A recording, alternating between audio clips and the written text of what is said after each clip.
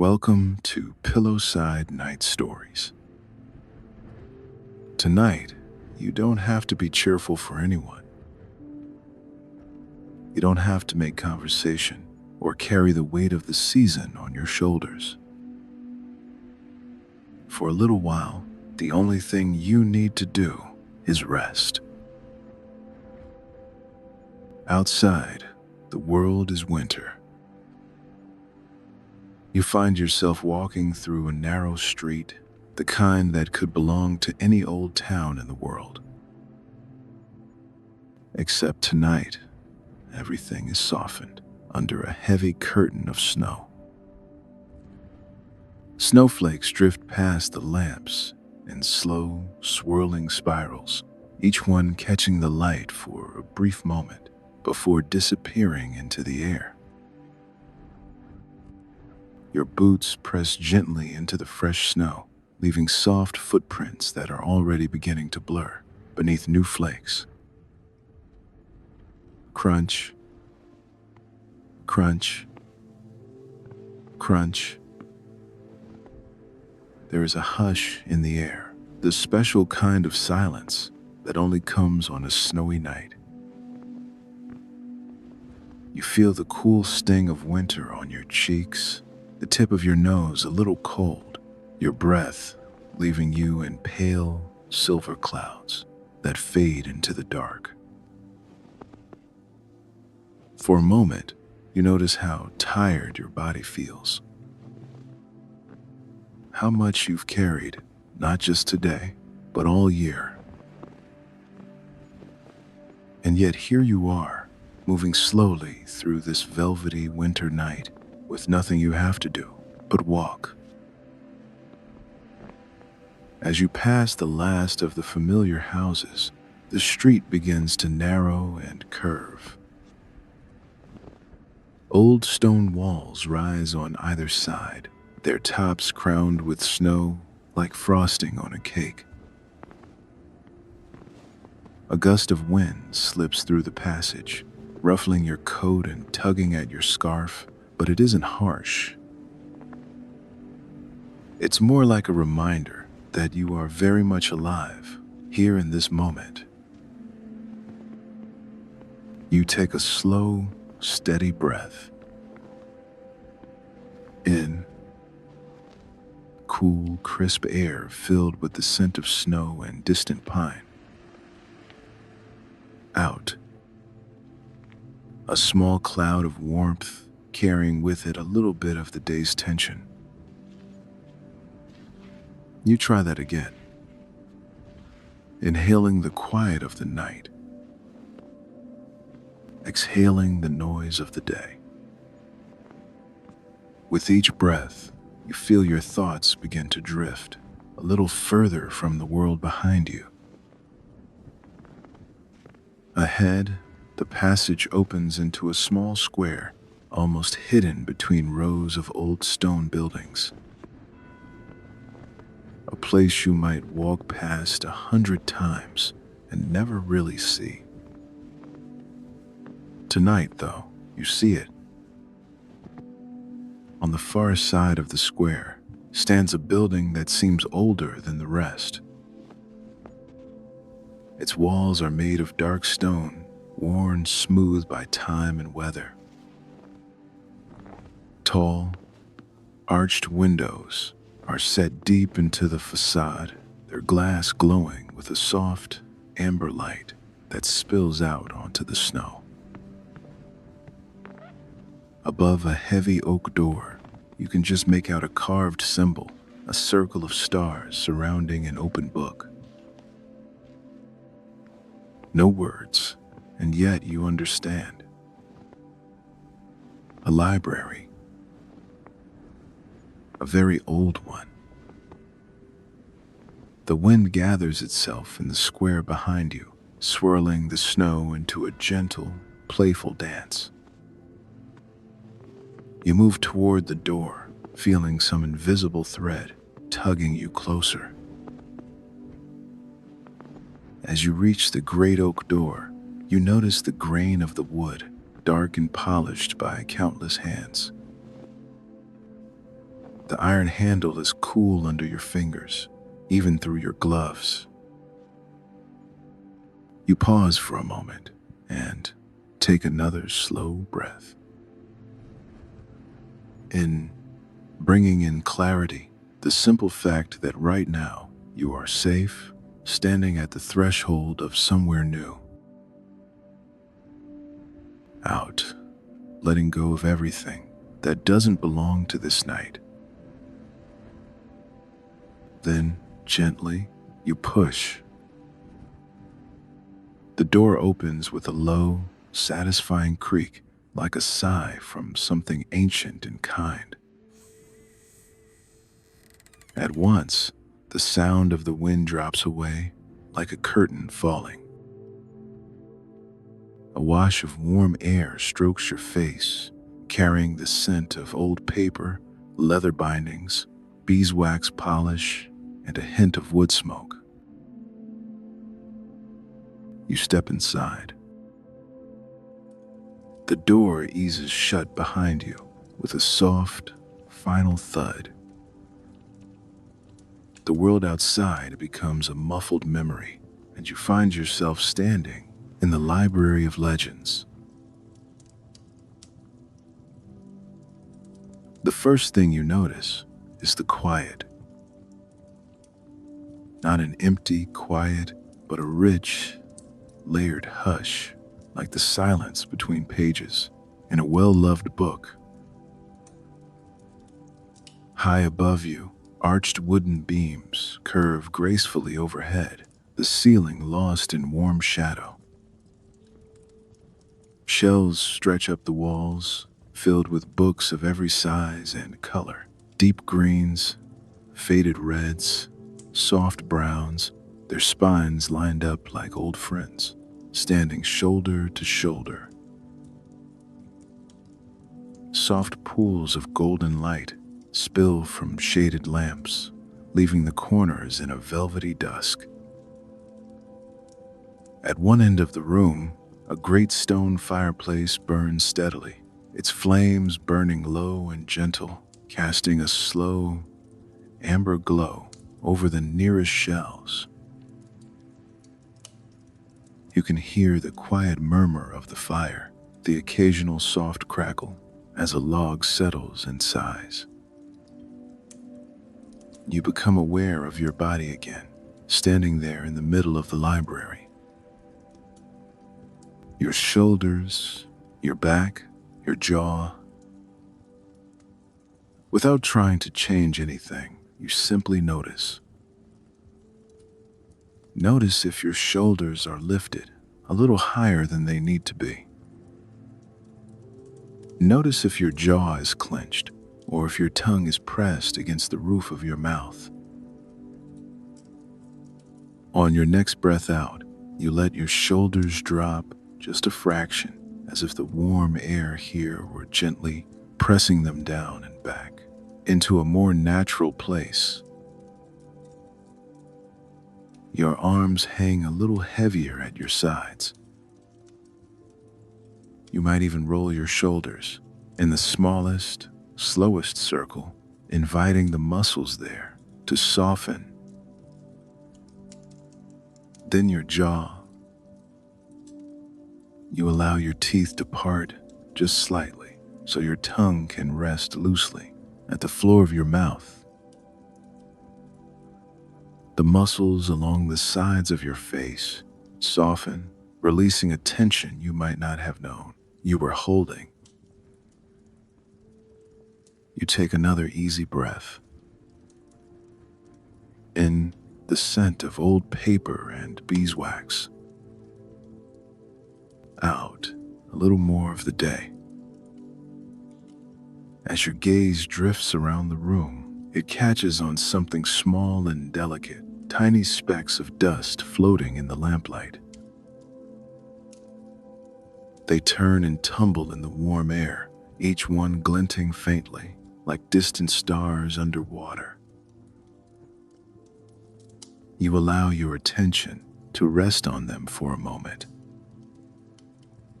There is nothing to solve here, nothing to fix. just dust motes, slowly drifting in a shaft of amber light. Your thoughts begin to behave a little like those dust motes.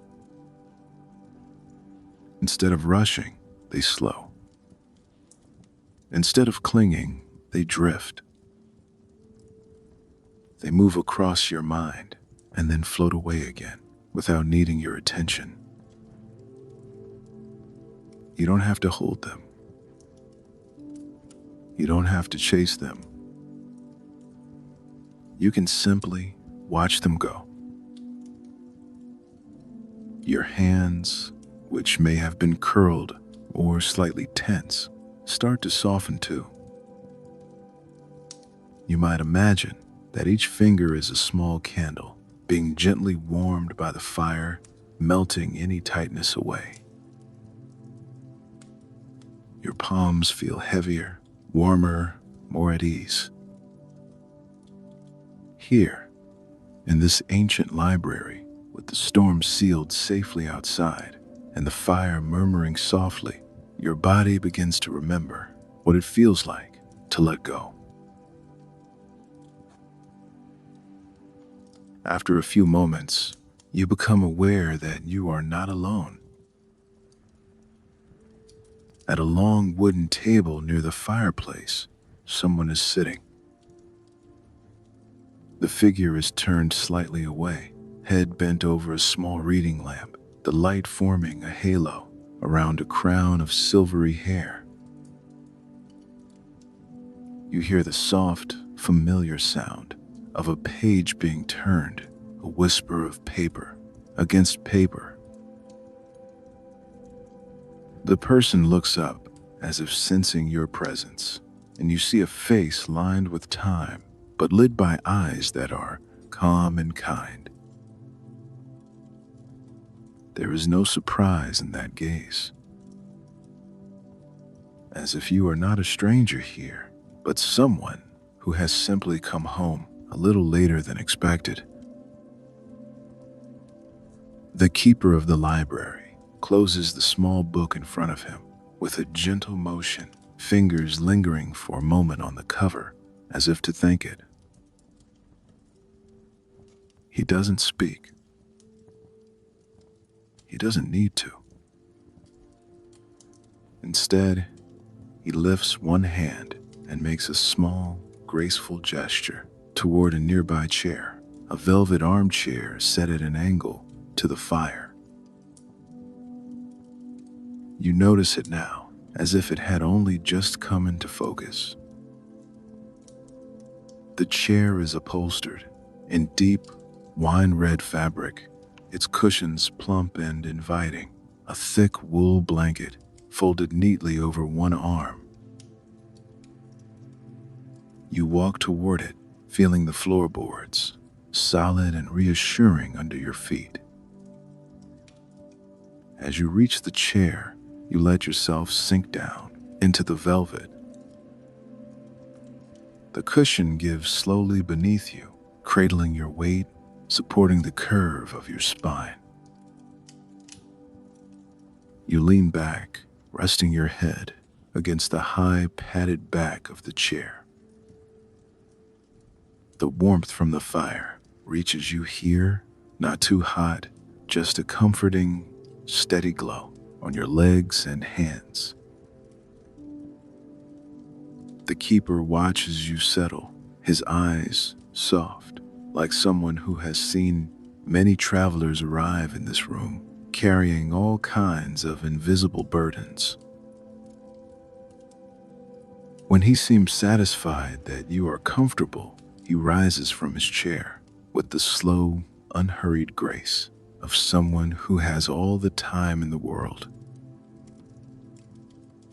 You follow him with your eyes as he walks toward a towering set of shelves along the far wall. These shelves are different.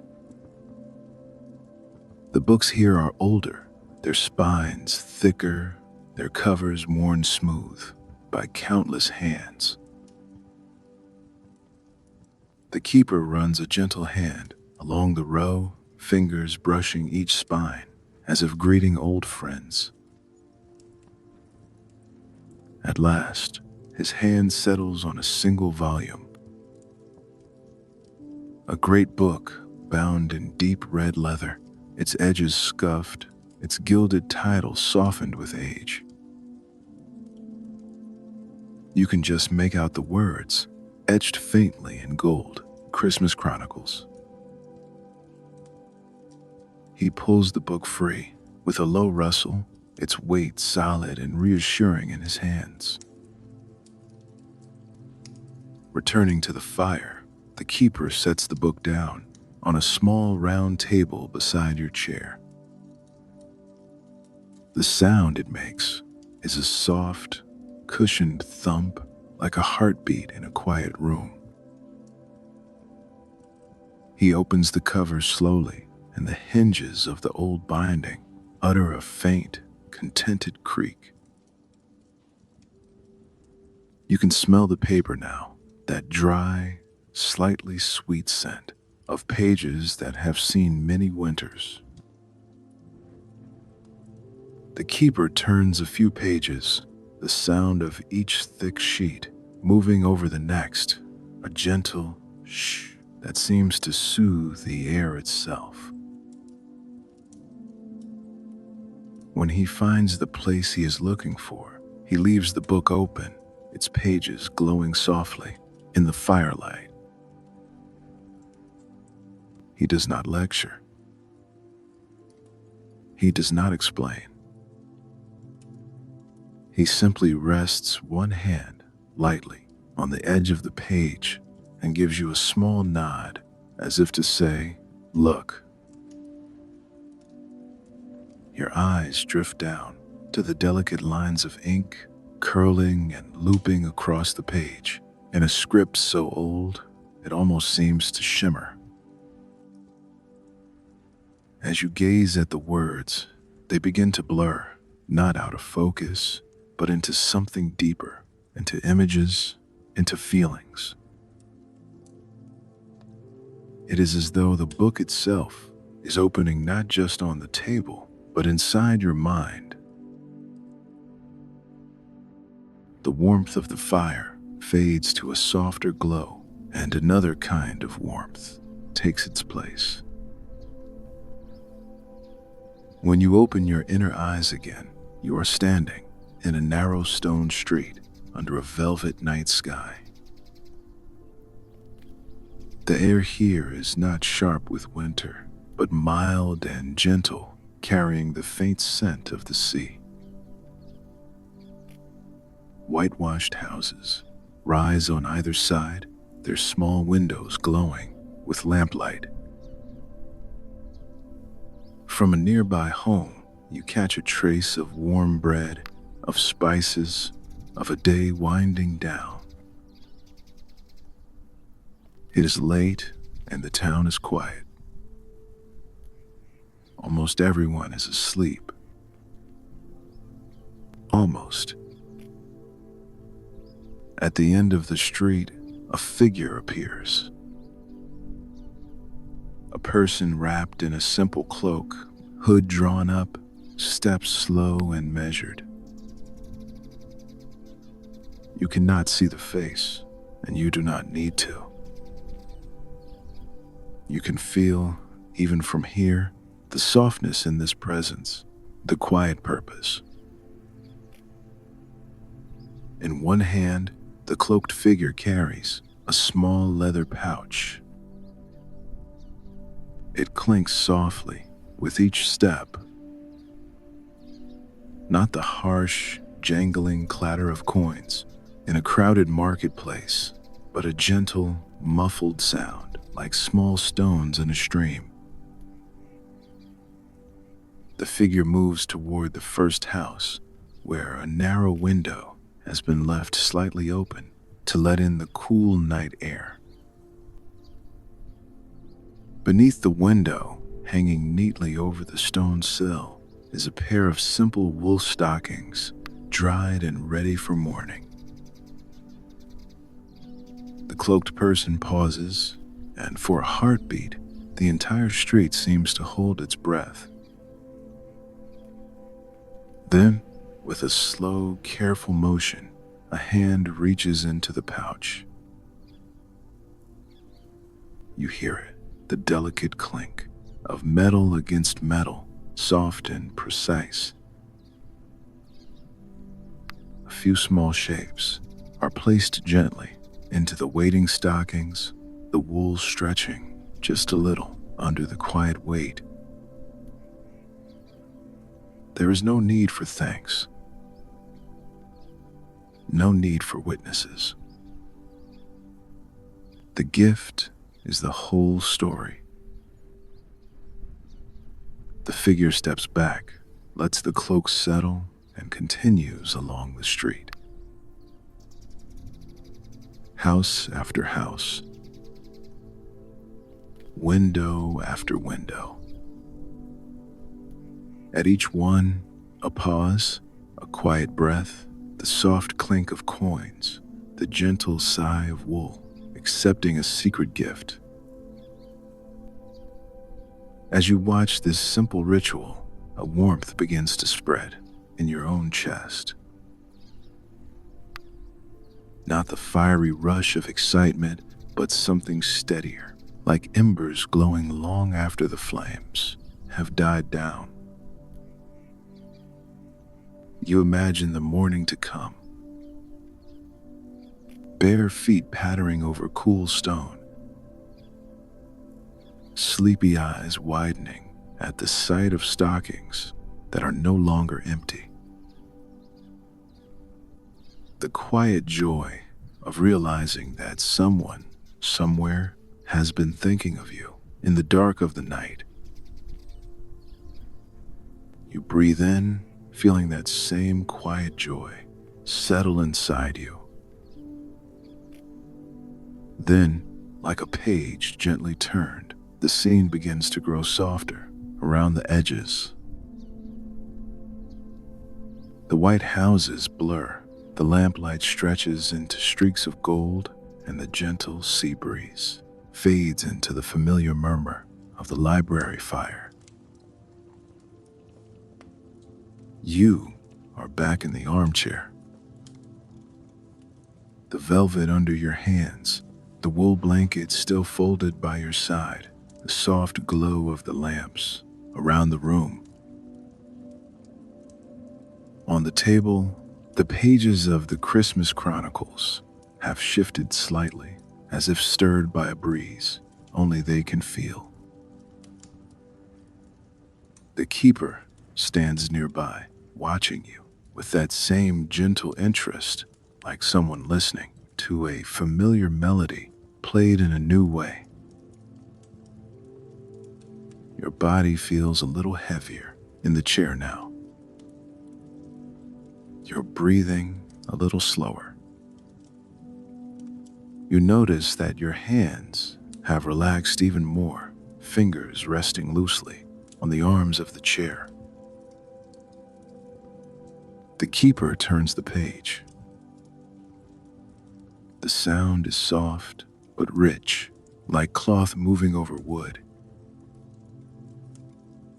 Your eyes drift back to the book, and once again, the ink begins to open into another memory. This time, when the world reforms around you, the air is cold and crystal clear. You stand at the edge of a forest, blanketed in snow. Tall, evergreen trees reach up into a deep indigo sky, their branches heavy with white. Above, the stars are bright and sharp, like tiny pinpricks of silver in a vast velvet curtain. Your breath curls in front of you in little clouds of white, vanishing as soon as they appear. The snow beneath your feet is soft and untouched, its surface shimmering faintly with the pale light of the moon. From somewhere in the distance, you hear it, a slow, rhythmic sound. Not wind, not voices. Hooves, stepping carefully over snow and frost. Crunch. Pause. Crunch. Pause. Out of the trees, a white horse appears. Its coat glows softly in the moonlight, and its breath billows in gentle clouds from wide, patient nostrils. On its back rides a figure, wrapped in a heavy cloak, the hood lined with fur, edges dusted with frost. You cannot see the rider's face, only the shape of shoulders, the curve of a gloved hand resting lightly on the horse's neck. At the side of the saddle hangs a large, weathered bag, its leather scarred by many winters. The horse moves with careful steps, as if it knows these woods better than anyone. Between the trees, you can see the faint glow of small cottages further ahead, their windows tiny points of gold in the dark. You follow, though your feet leave no trace, your presence quiet as a thought. The first cottage is small and simple, a gentle slope of roof bearing the weight of snow like a sleeping animal.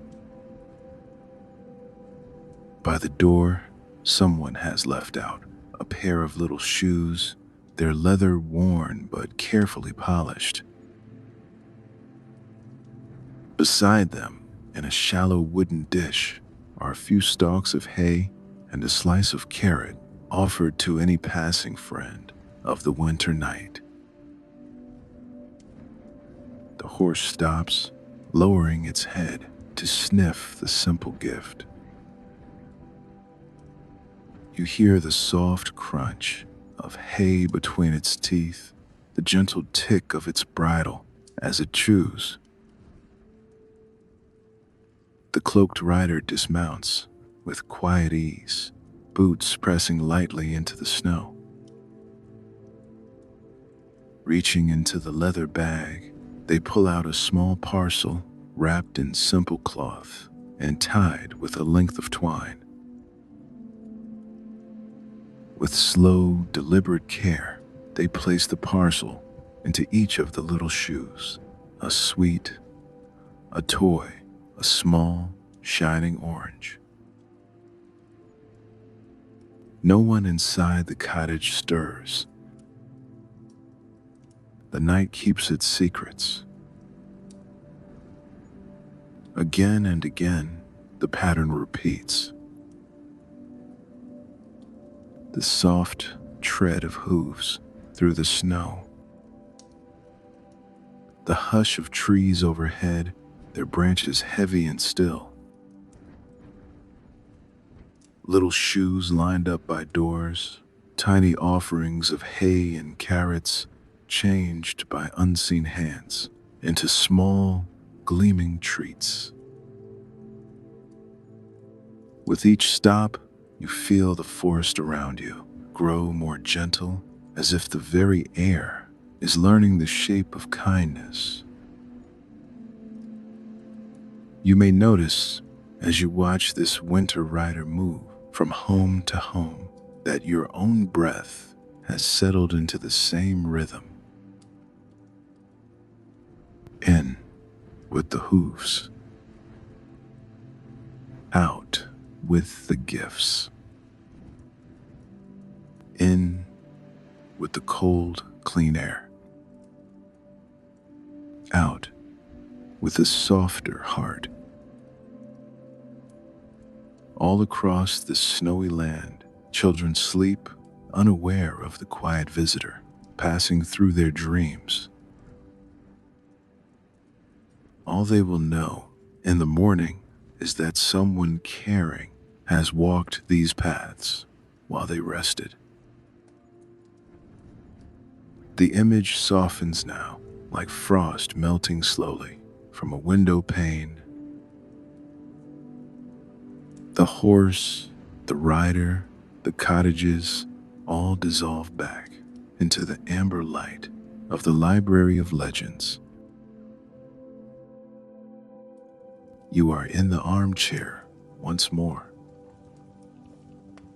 The fire has burned a little lower now, its flames smaller, its embers glowing a deep, gentle orange. Your legs feel heavier, as if they are sinking a little more deeply into the cushions. The keeper stands beside you, hands resting lightly on the back of your chair. There is a softness in the way he looks at you, the quiet pride of someone who has watched many weary travelers find their way to this same place. He moves one hand and turns another page. The sound is slower this time, like a long, slow breath. You let your attention drift back to the book, and once again, the words begin to bloom into a new vision. Now, the air around you grows warmer again, thick with the scent of wood shavings and tea. You find yourself standing in a small workshop, its walls lined with shelves, crowded with toys. Carved wooden soldiers stand at attention, tiny horses rear up on painted hooves, dolls with soft, cloth bodies sit propped against one another in rows. On a large workbench near the center of the room, a lantern burns low, its glass smudged from years of use, casting a circle of golden light across the table. Within that circle, a pair of hands move slowly and steadily. They belong to an older man, his beard soft and full, his hair a cloud of white, around a face lined by laughter and late nights. He wears a thick shirt and a vest dusted with sawdust, and hanging on a hook nearby, like a promise, is a coat of deep, quiet red.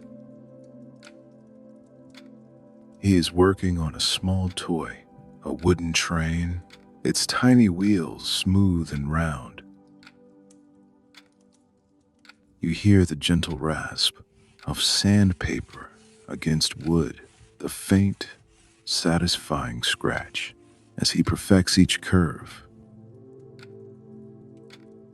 On the table next to him is a steaming mug of something warm, its surface rippling softly with the movement of the room. The air smells of pine shavings, warm metal, and a hint of cinnamon rising from the mug. With each careful stroke, the toy becomes smoother, your mind following the motion as if it, too, is being gently sanded free of sharp edges. He pauses, blows lightly across the toy, and a small cloud of dust drifts away in the lamplight. Reaching for a brush, he dips it into a pot of paint, the color rich and deep, like red berries and snow. He paints the tiny train with patient strokes, each movement unhurried, each line exact. Occasionally, you hear a faint sound from beyond the windows. A carriage passing over cobblestones, a distant burst of laughter. But in here, time moves to the slow rhythm of the Toymaker's hands. On a nearby wall, a clock ticks softly, its wooden pendulum swinging back and forth with calm certainty. Tick, sway, tick. When the paint has dried, the Toymaker attaches the wheels, testing them with a gentle spin. They roll smoothly, a small, quiet triumph. He smiles to himself, the kind of smile that doesn't need an audience. One by one, he places finished toys onto a waiting shelf. A wooden bear with kind eyes. A doll wrapped in a tiny knitted blanket. A little drum, its surface taut and ready for hands that have not yet held it. Each toy rests there, patient and still, waiting for the moment it will be lifted from the shelf and carried into a new life. The Toymaker pauses sometimes to look out the window. Beyond the glass, the streets of a winter city are softly lit, lanterns hanging from doorways, rooftops dusted with snow. You can almost hear the faint bells of a passing sleigh, far away but unmistakable, blending with the ticking of the clock and the quiet of the workshop.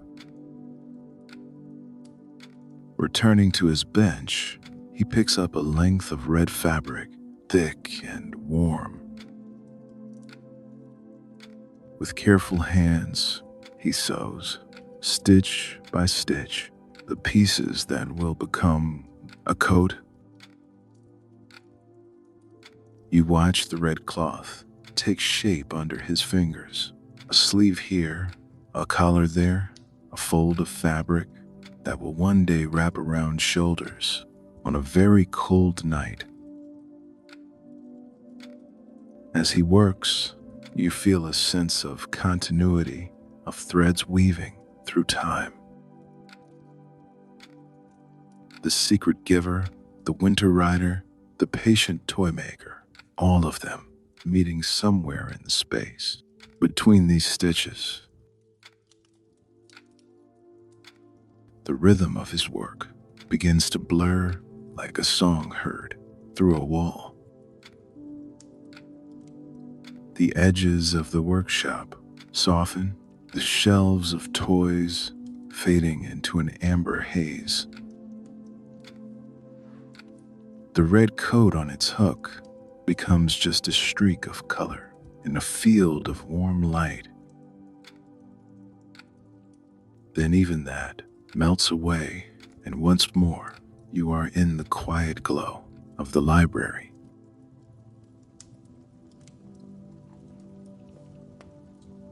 The Christmas Chronicles lie open before you, its pages now resting near the end. On one side, you can just make out a faint illustration, a figure in red, outlined in delicate ink, half familiar, half dream.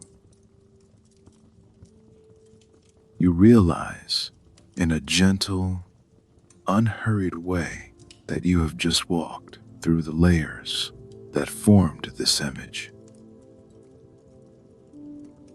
The secret giver moving through warm, dark streets with a pouch of coins. The winter rider gliding through snow with gifts left in tiny shoes. The Toymaker in red, surrounded by shelves of toys and the soft ticking of a wooden clock. All of them, in their own times and places, doing the same quiet thing, bringing something gentle and good into the lives of others. The keeper reaches out and, with a reverent touch, closes the book. The cover settles with a deep, soft sound, like a door closing on a room filled with candlelight. He rests his hand on the book for a moment longer, as if sealing in the warmth of all those stories. Then he lifts the wool blanket from the arm of your chair. With unhurried care, he drapes it over you, tucking it around your shoulders, your legs, your feet. The blanket is heavier than you expected, but in the best possible way, like a soft, steady anchor, holding you gently in place. You feel the weight of it settle over your body, encouraging your muscles to let go just a little more. The keeper steps back, his work done for tonight. He moves to a nearby lamp and turns the flame down. The room grows dimmer, the light slipping into deeper golds and soft browns, like the inside of a closed eye. Only the fireplace remains bright, its flames smaller now, its embers glowing steadily, breathing in a slow, rhythmic way. You let your gaze wander to the tall window beside the shelves. Outside, the blizzard has softened into a gentle fall of snow. Flakes drift past the glass in slow, looping patterns, catching the light from within the library before disappearing back into the night. You watch them for a while, and as you do, you become aware of your body in a new, quieter way. Starting at your feet, you notice the weight of your heels resting into the cushion. You allow your toes to relax as if each one were letting go of a tiny thread of tension. Your ankles soften, your calves loosening, the muscles in your legs unwinding like a ribbon. Your knees rest heavily and comfortably, supported by the chair, the blanket warming them from above. Your thighs melt into the cushion, the weight of your body, welcomed and held. You notice your hips, the way the chair cradles them, allowing the base of your spine to relax completely. Your lower back, so often working in silence through the day, now has permission to rest. You climb slowly up your own body with your awareness, like walking up a gentle hill. Your stomach rises and falls with each breath, steady and easy. Your chest, your ribs expand and settle like the soft glow of the fire. Your shoulders sink deeper into the back of the chair, any remaining tightness melting away as if it were made of frost. in warm sunlight. Your arms are heavy now, from your upper arms, down through your elbows, to your forearms, to your wrists, to your hands. Your fingers rest, without effort, curling slightly, completely at ease. Your neck is supported, the weight of your head held gently by the velvet cushion behind it. You feel the small muscles at the base of your skull soften as if they've just remembered how to let go. Your jaw remains loose, your tongue resting quietly. The space between your eyebrows smooths out, your forehead relaxing, your eyes growing heavy. You don't need to keep them open any longer than you want to. All around you, the library breathes with you. The shelves murmur silently with stories. The fire whispers in low pops and crackles. Outside, snow continues to fall in slow, silvery veils. In this place, there are no expectations. You do not have to be merry. You do not have to be productive. You do not have to be anything other than exactly as you are right now. The stories you've just walked through gather softly around you like an invisible blanket. The quiet generosity of the secret giver. The steady journey of the winter rider. The patience and care of the Toymaker in red.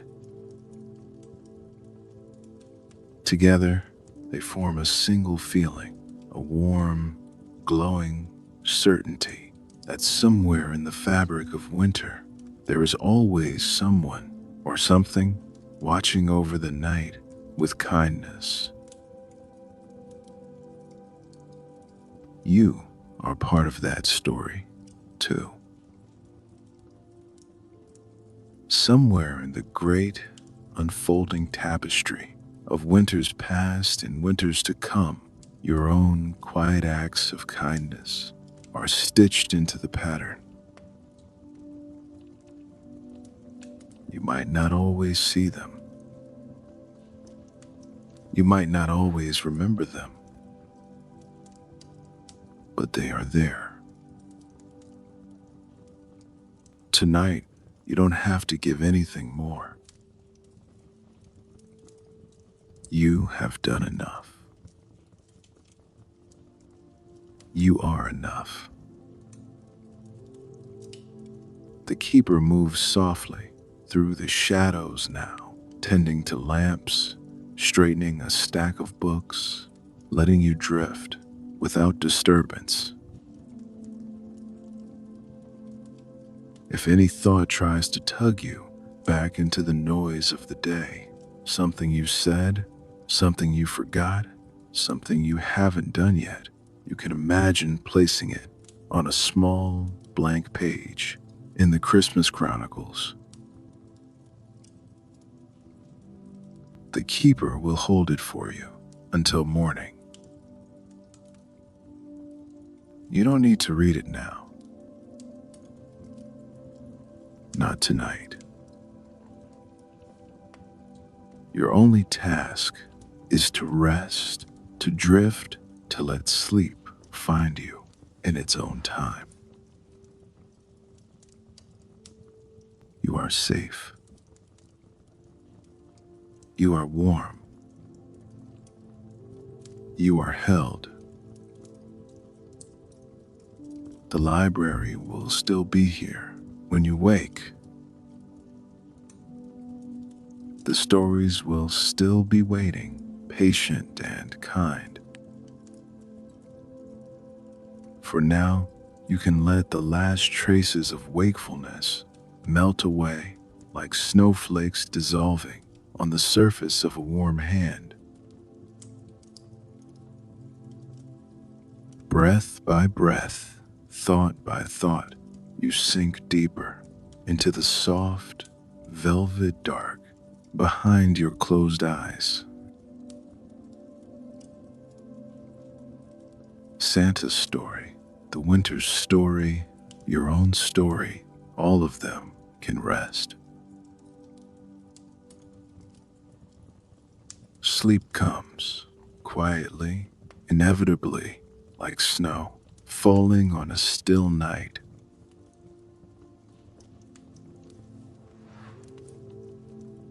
Good night.